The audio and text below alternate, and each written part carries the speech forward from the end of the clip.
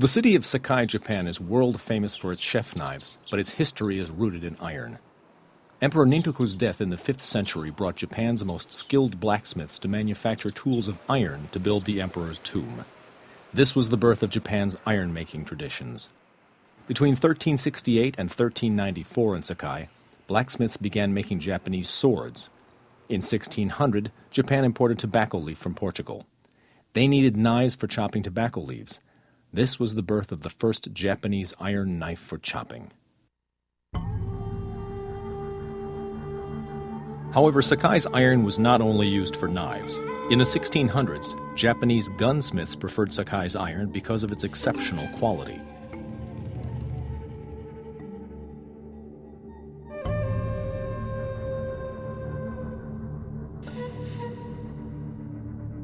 Forging methods that began in the 13th century were also used for samurai swords.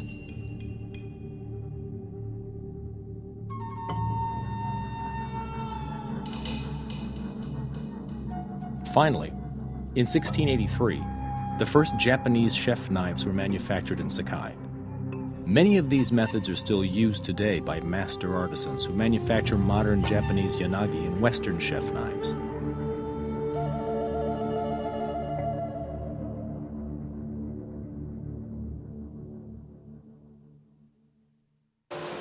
This tradition of Japanese knife making continues today.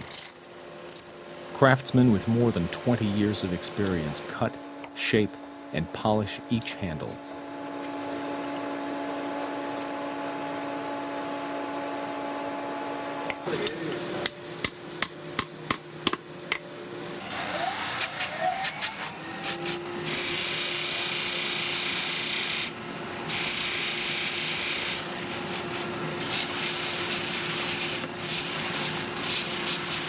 The highest quality knives are often hand engraved with the company's name.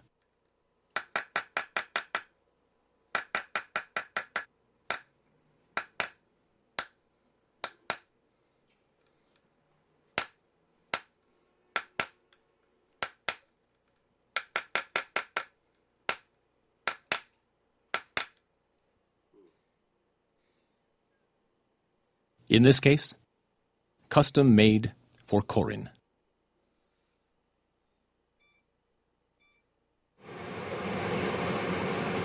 Special skills are required for every part of the knife-making process, which can be divided into 3 main parts, each conducted by a different tradesman.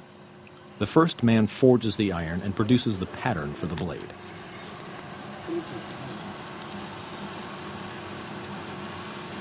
After the soft iron pattern is heated and removed from the forge, Mr. Doi glues a metal strip of carbon steel to the blade. This glue is 20% sodium, 60% boric acid, and 20% iron oxide. Mr. Doi puts the blade back into the furnace.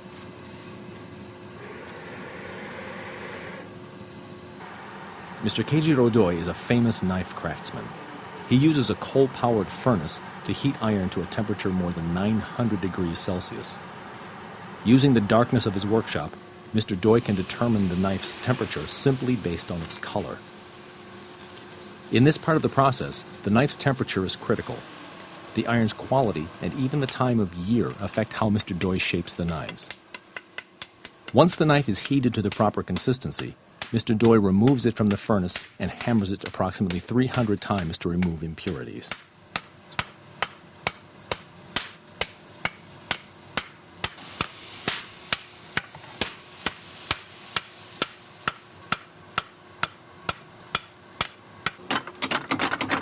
A machine hammer pounds the basic pattern into what will become the knife's handle and shape.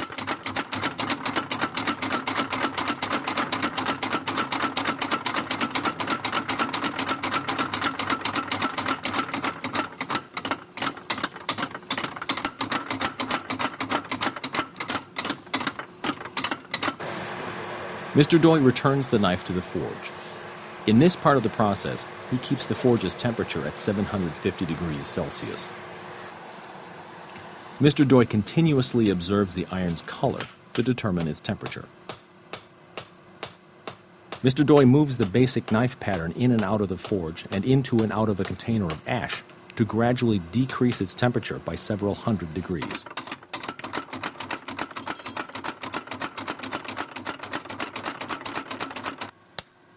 He hammers out more of the iron's impurities. This cooling down and pounding of the knife is called yakinamashi. This is how Mr. Doi shapes the blade to a specific knife style. Mr. Doi's son uses an electric grinder to begin the polishing process. Then the knife goes back into the forge. Next, he pounds both sides of the knife to create the correct shape.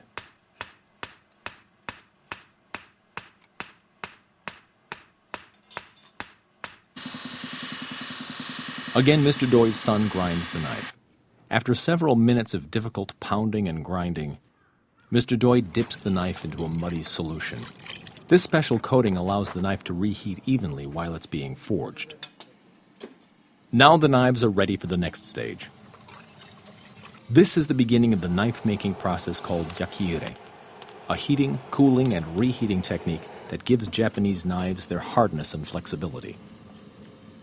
Mr. Doi puts the knife back into the forge. If the knife's properties are not just right, it will crack or become damaged in the next part of the process. Mr. Doi taps the forged knife on a metal surface and listens for its sound. When its sound and color are right, Mr. Doi dips the knife into cold distilled water.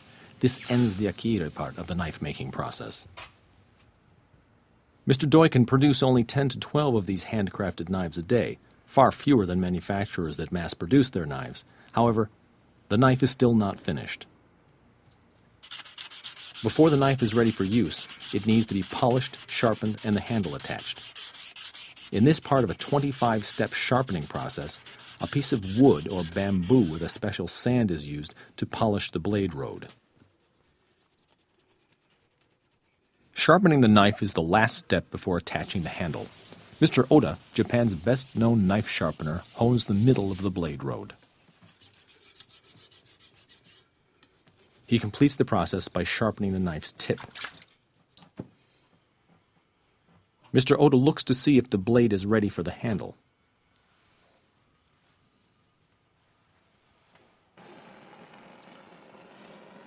Jiharu Sugai heats the knife's stem and attaches the wooden handle onto the knife.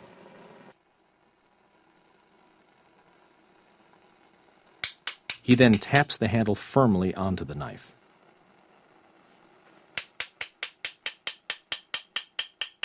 Finally, he examines the knife's handle to make sure it's on straight.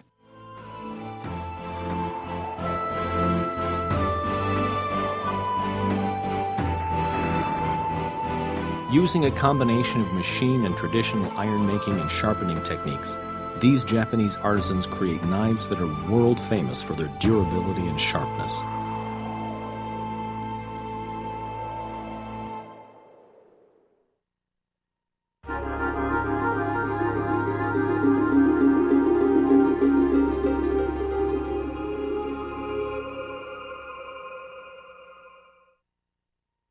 Hello, my name is Charles Guy, and I'm going to show you how to sharpen a Western style and yanagi knives.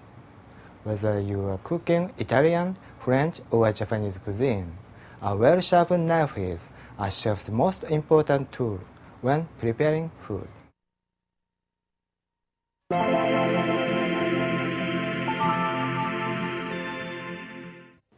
First, I want to tell you about the stones used to sharpen knives. Rough stone, medium stone, fine stone, and stone fixer. The grade of the rough stone is 80 to 220. This grade of stone is not for beginners. It's used only for repairs and for sharpening very dull knives. Used incorrectly, it can easily damage a knife. Plus, it takes considerable effort, skill, and time to achieve the proper edge. Therefore, I suggest that if you have a damaged or very dull knife, to call me and I will repair or sharpen it for you. It takes about 5 to 10 minutes to sharpen a dull knife. The grade of the medium stone is 1000. The medium stone is the most popular among chefs. The grade of the fine stone is 5000 to 8000. A grade of 6000 is the most useful.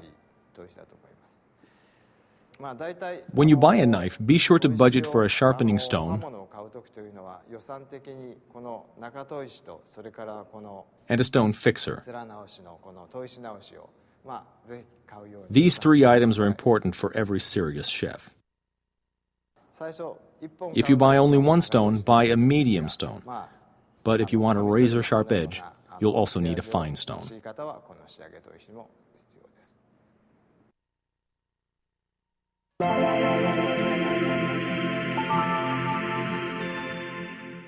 Soak the stones in a bucket of water for about 10 minutes. Although you can soak most stones up to a whole day, ceramic and diamond stones lose their quality if you leave them in the water for more than 10 minutes at a time before using. Wet the towel so it won't slip when you're sharpening the knife.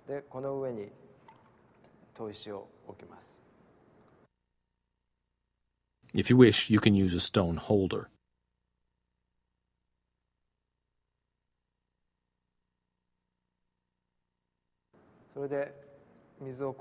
Add a few drops of water to make sure that the stone's surface is moist.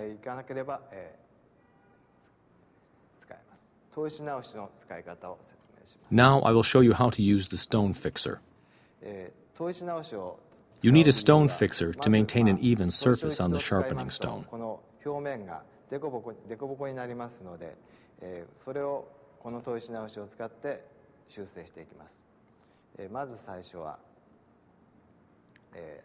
First, we grind off the edges on the long sides of the stone.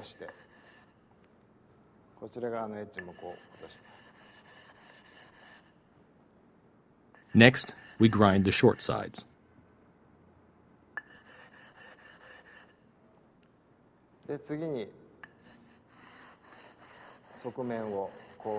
Finally, we grind the flat surface of the stone until it's smooth and flat.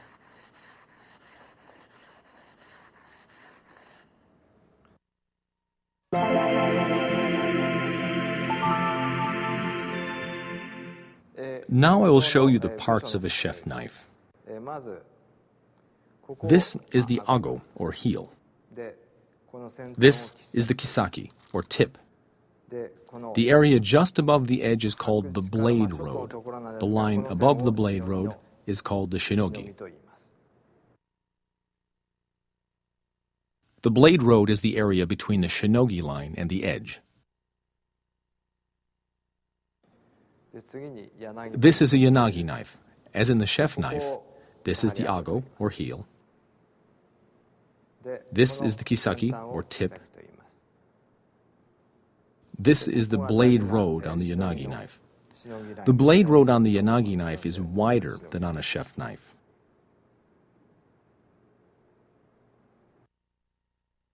This graphic shows the parts of the gyuto, or chef knife, and the yanagi knife. The red shows the shinogi line above the blade road.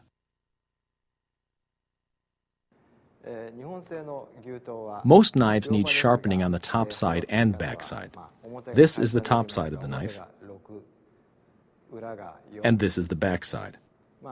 But unlike German knives, Japanese knives are not sharpened evenly on both sides. In the example on the left, the Japanese knife is sharpened with 6 or 7 strokes on the top side and 3 or 4 strokes on the back side. The German knife, in the right example, is sharpened with 5 strokes on both sides.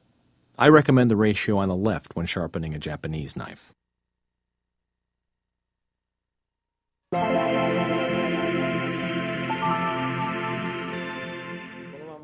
Hold your knife in your right hand.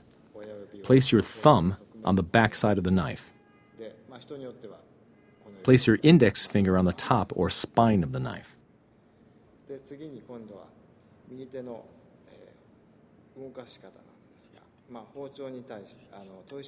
Your thumb and index finger on your right hand control the angle and stability of the knife so that the greatest area of the knife maintains contact with the stone.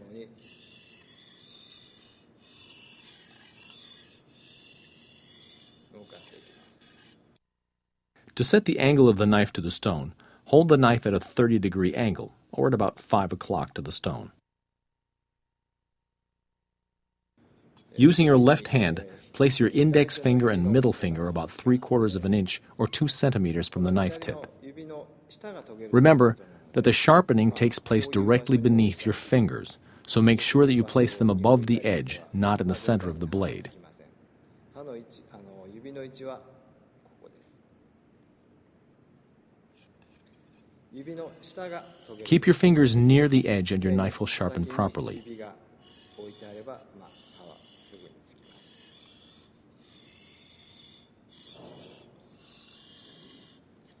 包丁をきれいに研ぐ方法としては、長いストロークで The longer your strokes, the more efficient your sharpening. きれいに研ぐことができます。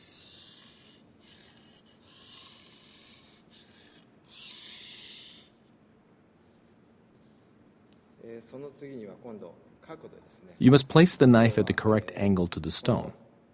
Place the shinogi of the knife flat or parallel against the stone. The top right-hand example is too high. It doesn't touch the blade road. The lower right example is too low. It doesn't touch the edge and it breaks the shinogi line. Here's a trick of the trade to set the correct angle of the blade road to the stone. First, place 2 pennies under the top side of the knife.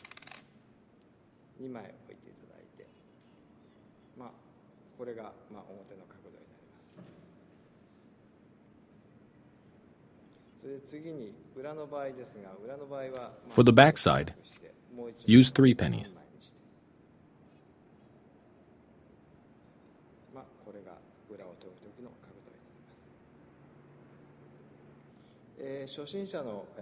I'm going to show you a common beginner's mistake.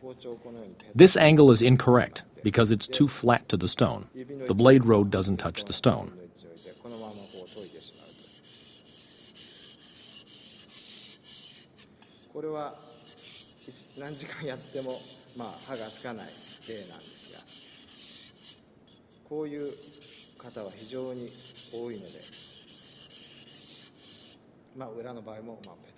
Here's the same mistake on the back side. If you try to sharpen your knife this way, you'll never achieve a professional edge.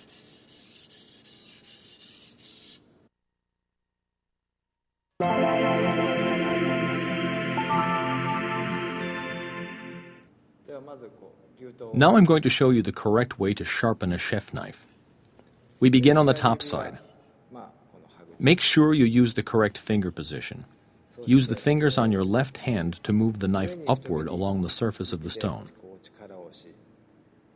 Combine your upstroke with consistent pressure from the bottom of the stone to the top. Release your pressure on the downstroke. After the downstroke, move the knife up 1 finger's distance.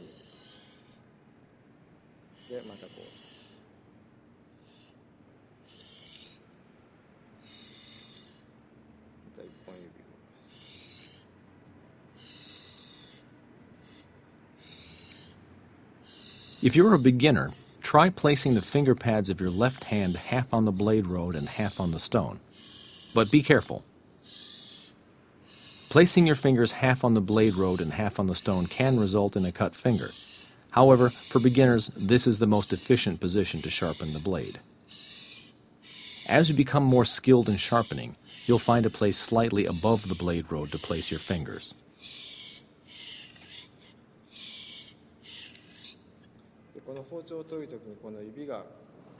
If you spread your fingers too far apart, holding the knife steady will be more difficult, and you will not achieve a proper edge.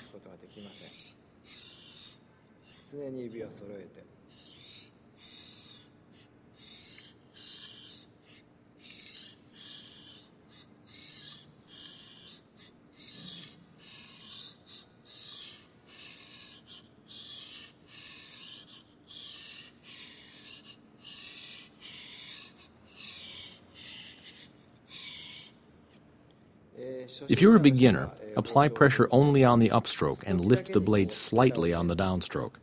This will help prevent you from cutting your finger.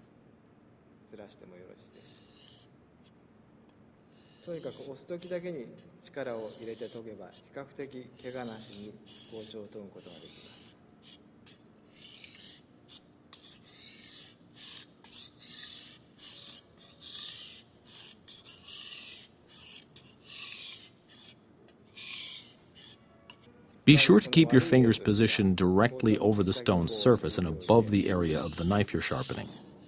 If your fingers extend over the edge of the stone, the knife will not make proper contact with the surface.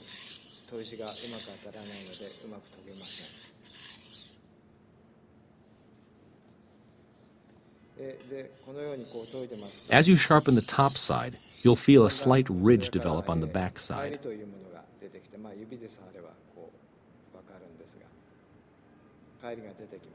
When you feel a ridge along the entire length of the backside, the top side is finished. Now you're ready to sharpen the backside of the knife. Hold the knife with your thumb on the spine of the knife and your index finger on the top side. Start at the top of the stone. Remember to use 3 pennies to set the angle of the blade to the stone. Pull down with consistent pressure to the bottom of the stone. Slightly release the pressure on the upstroke.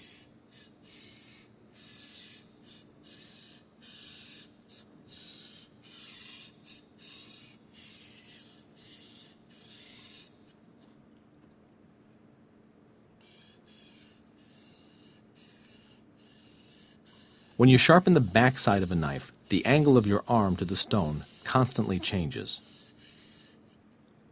Keep sharpening the backside until you feel a slight ridge on the top side.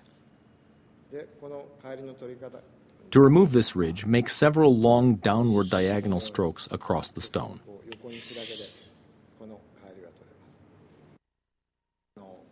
Now I'll show you how to sharpen a knife that has an edge primarily on one side.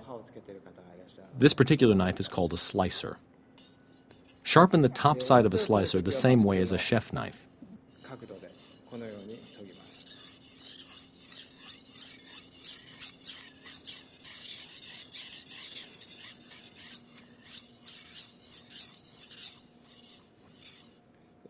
Keep sharpening until you feel a slight ridge along the entire edge on the back side of the knife. Now I'm going to show you how to remove the ridge. Keep the knife angle nearly flat on the stone and pull downward in a diagonal direction. This will remove the ridge without dulling the sharpened edge on the top side of the knife.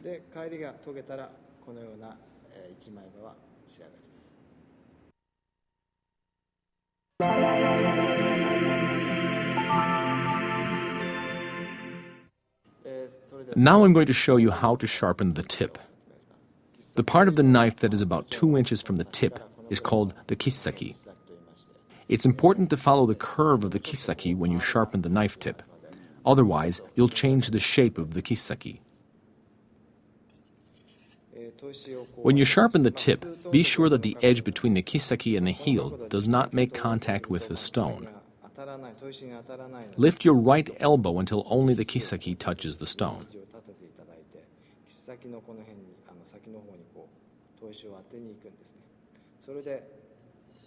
Then make a slight arc as you sharpen along the edge of the kisaki.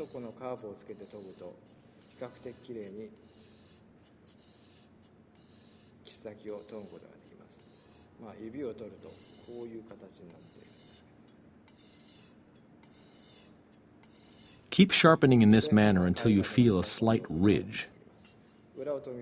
Now I'll sharpen the kisaki and the back side. As on the top side, be sure to touch only the kisaki to the stone.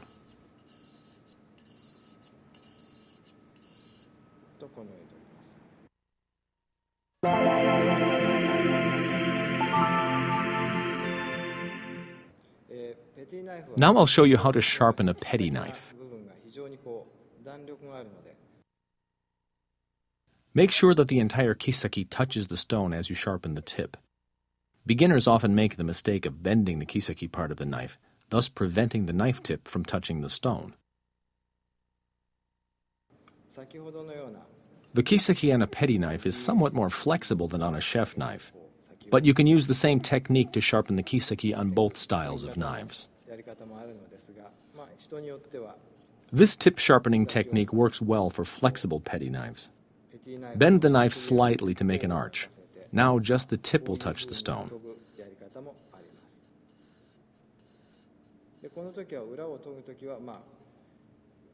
When you sharpen the back side of a petty knife, follow the line of the kisaki. This is the same as when you sharpen the backside of a chef knife.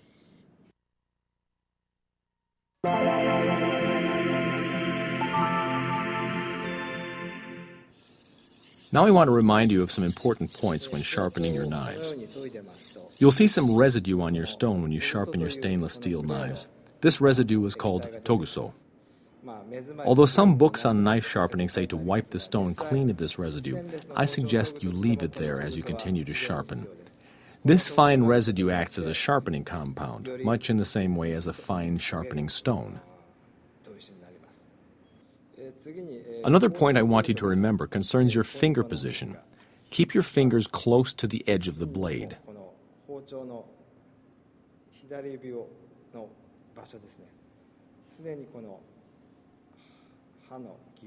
The correct finger position will achieve the sharpest edge with the least amount of effort.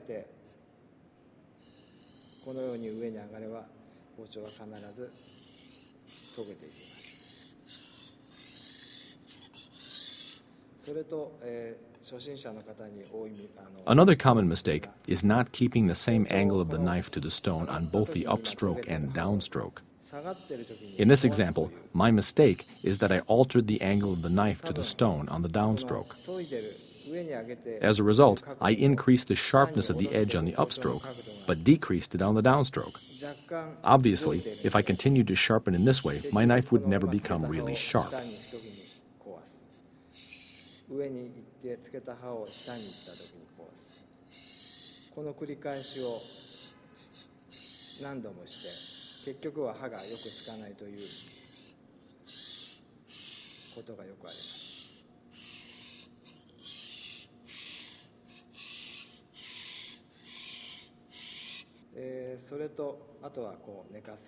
Remember to avoid this common mistake, angling the knife too flat to the stone.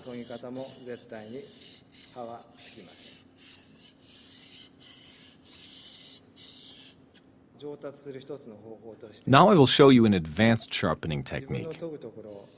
After 2 or 3 up and down strokes, check the blade road to see how much of it has been sharpened.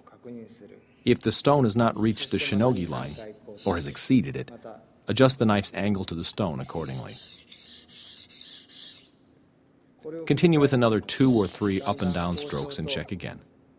Make any needed adjustments.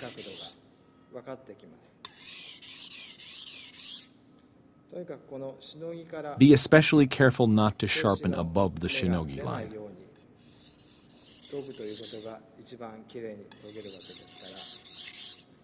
With practice, your hand will find the correct angle that sharpens the entire shinogi.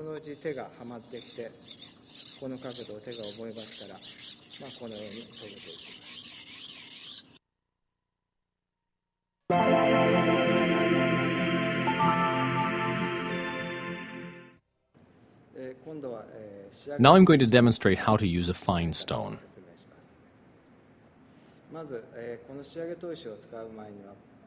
Before you begin, be sure to position the 2 stones at the same angle. Position the knife at the same angle as you did the medium stone.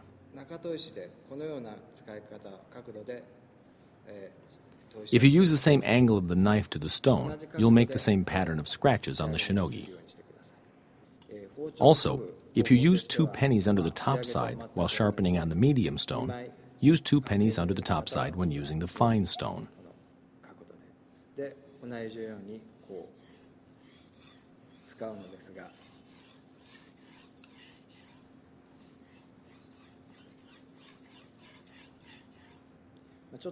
Here's an advanced technique for sharpening the edge of your knife.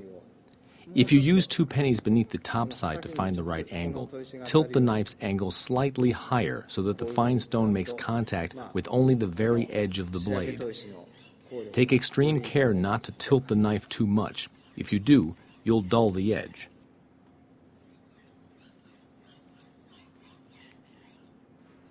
Use the same technique to create the sharpest edge on the knife's backside.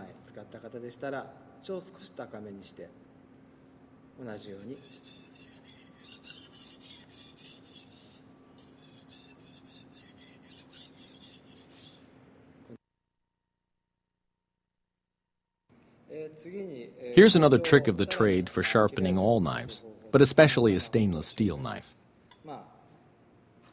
中砥石を使った後に仕上げをかけます。 After using a fine stone, で、普通はこの仕上げをかけた時点で終わり。 wipe the blade clean and glide it over a moist sheet of newspaper or leather razor strap. This will remove the smallest particles of metal from the knife's edge.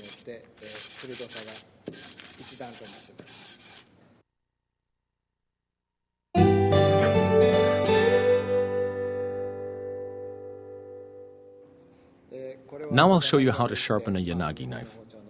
The yanagi knife has a sharpened blade only on the top side. The yanagi's backside is not flat, it's curved slightly inward. We call this curve the uraski. The uraski gives the knife its flexibility and keeps the topside edge sharp and durable. The uraski also allows the food to separate cleanly after it's been cut. Before you sharpen the yanagi knife, you'll need to fix your sharpening stone. If the stone isn't flat, you'll decrease the uraski on the yanagi's backside.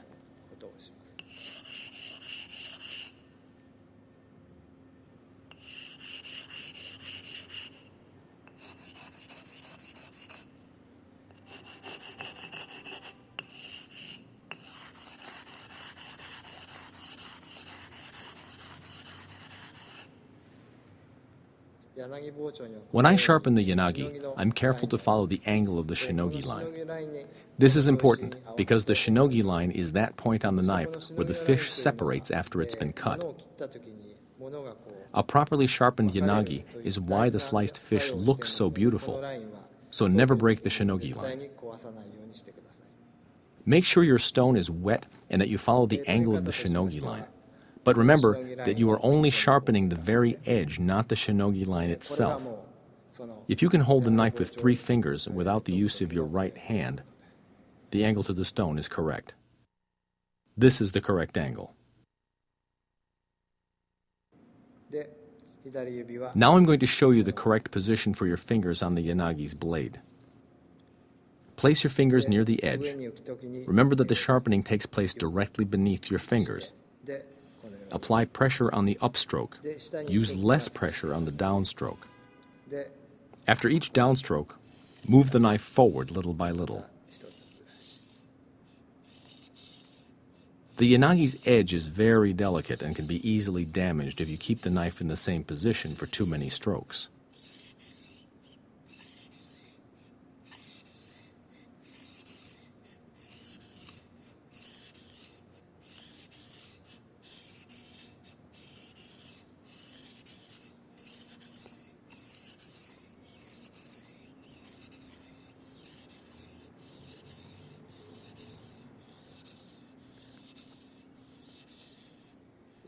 Be sure to hold the knife steady as you sharpen, or you'll break the shinogi line.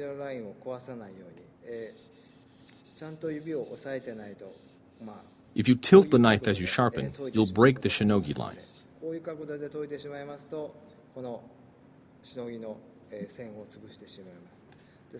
This is the correct angle. So when you move your right hand, be sure to keep it steady.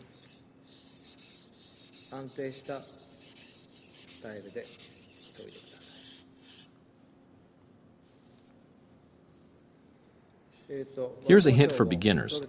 The edge on the yanagi knife is very sharp, so just apply pressure on the upstroke and lift up on the downstroke. Also, the ridge on the yanagi is sharp, so be careful with your fingers close to the ridge as you press down to sharpen.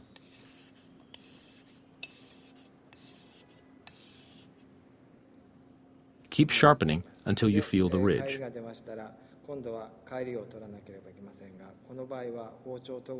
To remove the ridge, you must apply pressure to the knife's backside, but only on the upstroke.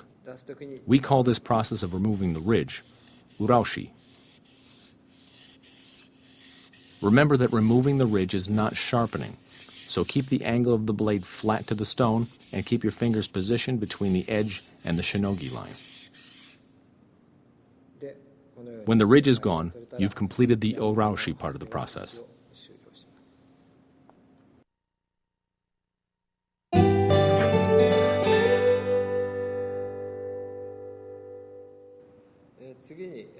Now I'll show you how to sharpen the tip of a yanagi knife.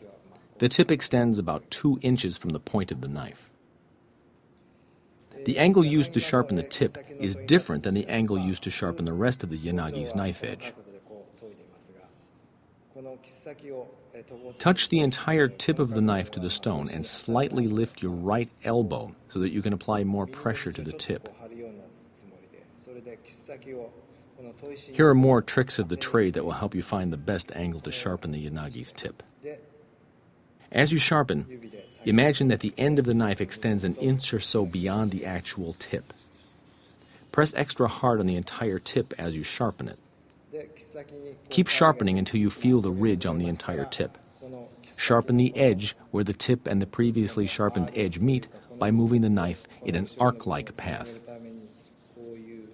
Little by little, shift the angle of the knife to the stone.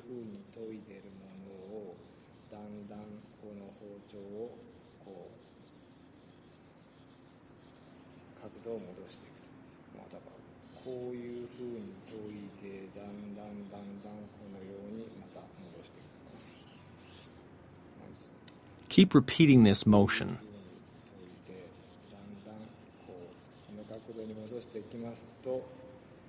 Until the scratch line on the tip and the remaining edge of the knife are smooth.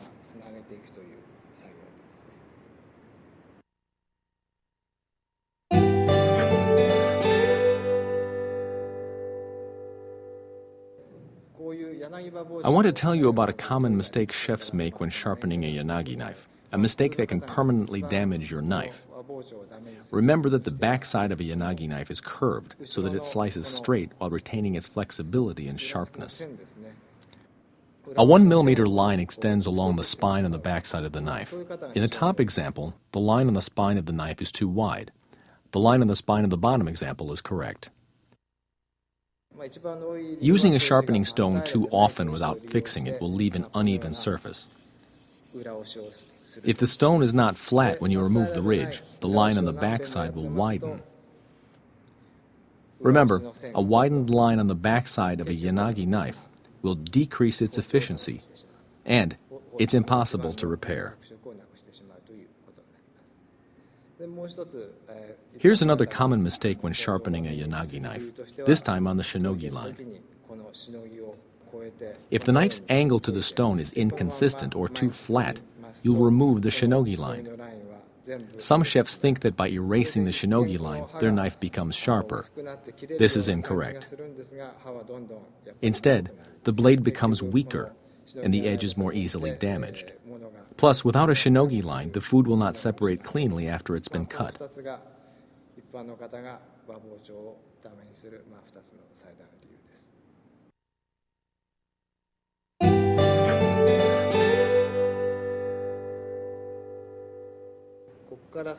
Here's an advanced technique for sharpening a yanagi knife.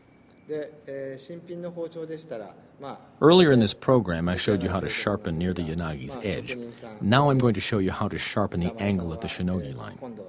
If your knife is new, you won't need to sharpen the angle, at least not for a while. However, if you use your knife a lot and want to maintain the best edge, then follow these tips. Of course, you know, this is the shinogi line. When you sharpen the shinogi line, place your fingers directly above it on the knife backside.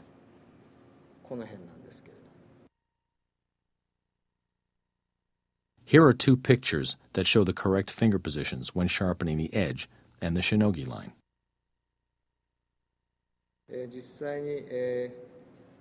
When sharpening the edge, place your fingers here and press.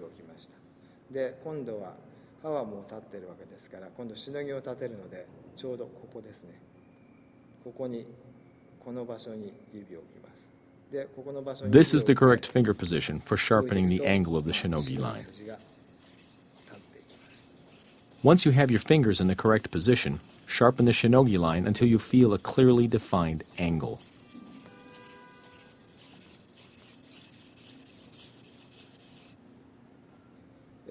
A professional knife has two supreme qualities: a finely sharpened edge to slice and a precise shinogi line that cleanly separates the food after it's been cut.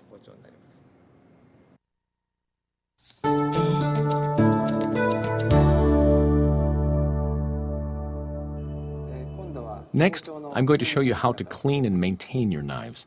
To clean your knives, you'll need a cleanser, a sponge, tap water, and a carafe of hot water. Place some cleanser on a wet sponge. Thoroughly scrub the knife.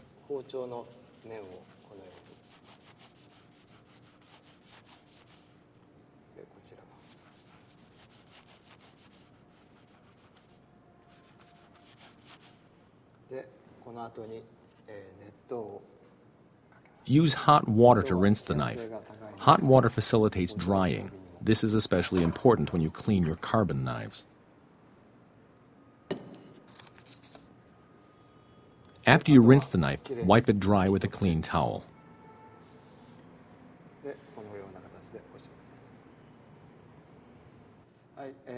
I'm going to tell you how to remove rust from a knife blade. We use cork to remove rust because it has abrasive qualities but will not damage the knife's surface. Never allow rust to accumulate on your knife. If you do, you will decrease its quality. Moisten the end of the cork and dip it into the cleanser. Use a circular motion. This removes the rust a little at a time.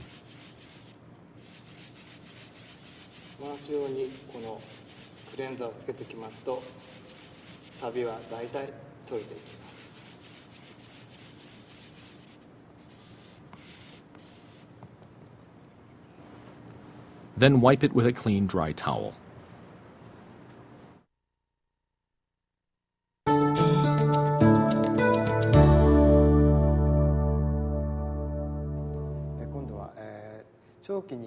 Finally, I'll show you how to store your knife if you're not planning to use it for a month or more. We have a special knife oil, but you can use vegetable oil to prevent the blade from rusting while in storage. Wipe the blade with a small amount of oil.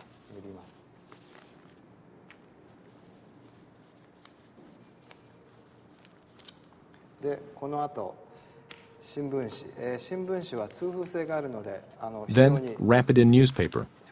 The newspaper allows air to circulate around the knife. Plus, newspaper ink has oil in it that keeps rust from forming on the knife. Don't use plastic wrap because it prevents the air from reaching the blade.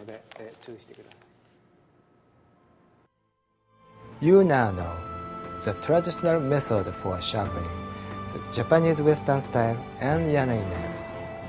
Remember that it takes practice to keep your knives at their peak sharpness.